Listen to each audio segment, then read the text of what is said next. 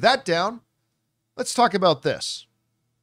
Speaking of highly anticipated things that are going to be on our screens any minute now, Blade. Yeah, Blade. A movie project that was announced 5 years ago. I've been saying 4. It's 5. A movie that was announced 5 years ago has been through 5 writers, now brought on and lost 2 different directors, is currently without a director, and a 2-time Academy Award winner who's sitting around on his couch somewhere just waiting to find out. Well, actually, he's on set of Jurassic World 4 right now. Yeah, he's a little busy. Yeah, he's doing that, but just still trying to find out. Well, with all the commentary we've been giving the Blade drama, Mahershala Ali's lawyer decided to chime in on it as well. His name's Weiser. This comes to us from Joe Blow, wrote the following.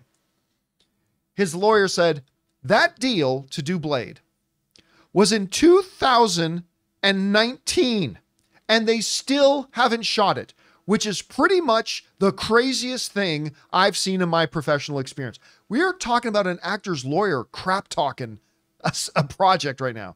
That deal was in 2019, and they still haven't shot it, which is pretty much the craziest thing in my professional experience, Weiser said.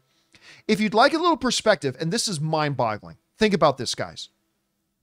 If you'd like a little perspective, Blade was first announced at San Diego Comic-Con in 2019, 5 years ago, a same place that was other things were announced, including Doctor Strange in the Multiverse of Madness, Shang-Chi and the Legend of the Ten Rings, Hawkeye, Thor Love and Thunder, The Marvels, Guardians of the Galaxy Volume 3, and Black Panther Wakanda Forever. What all those things have in common? They've already been in theaters and on Disney Plus. All those other projects that they talked about there have gone into production, finished production, gone to theaters, and some have already popped up on home video. And Blade has still not shot. As of right now, they don't have a completed script, and as of right now, they don't have a director. You know what? At the end of his career, because we already know he's going to have a great career. He's already won 2 times. Oh, yeah, he's already had a great career. I need a book from him. Mahershala? Yeah, Mahershala. Either someone writes it for it or he writes it himself. That tells me everything that happened in this period of Blade. All the projects he was offered and all the ones he turned down. All the meetings they had where they said it was delayed. Because he's waiting for Blade. Breakdown of this whole thing, because it would be so interesting to know what was going on through his mind, what he thought of doing or may have, just everything. This thing is becoming just because just the movie business is all about scheduling, right? Okay, for directors and actors and crews, it's all about scheduling. With this thing dragging on now, going into its 6th year of dragging on, they thought, okay, I'm going to be shooting this in 2021 in these 4 months when they announced in 2019, right? Yeah. So all the offers, all the things that came across his desk, hey, this movie's happening. No, can't. I'm going to be shooting Blade. But then that doesn't happen. Okay, now we're shooting it in early 2023. Great. Block it off. Other offers, other things that come in, got to turn down. Nope, I'm shooting this in 2023. And then it doesn't happen. Those are opportunities lost. Not that he couldn't do other things too at certain times, but, and then again, we're going to shoot in 2024. How many lost opportunities Mahershala Ali has passed on because he's been waiting for this damn Blade movie to get up and going is incredible. And for his own lawyer now to come out and say publicly, I'm sure this stuff like this gets said behind closed doors all the time, but to publicly say, this is the craziest crap I've seen. We made this deal 5 years ago. And they're not holding off on like some 24-year-old young actor. They're holding off on an award-winning older actor where it kind of feels like a slap in the face now that they haven't really. Well, I mean, I'm sure I wouldn't say it's a slap in the face because nobody's intentionally doing this, right? Right.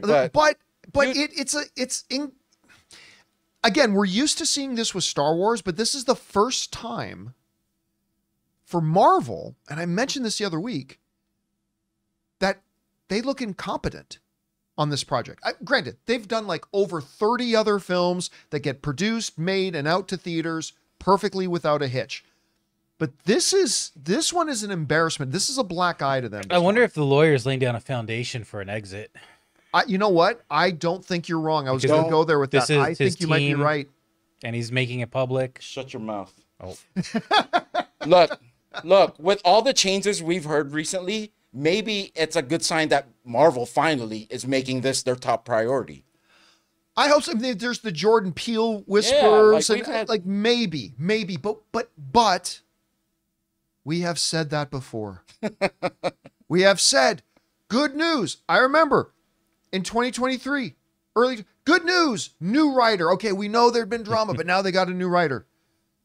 We have done stories of good news for Blade. They've got a new director on board. They may have lost their director, but they got a new director on board.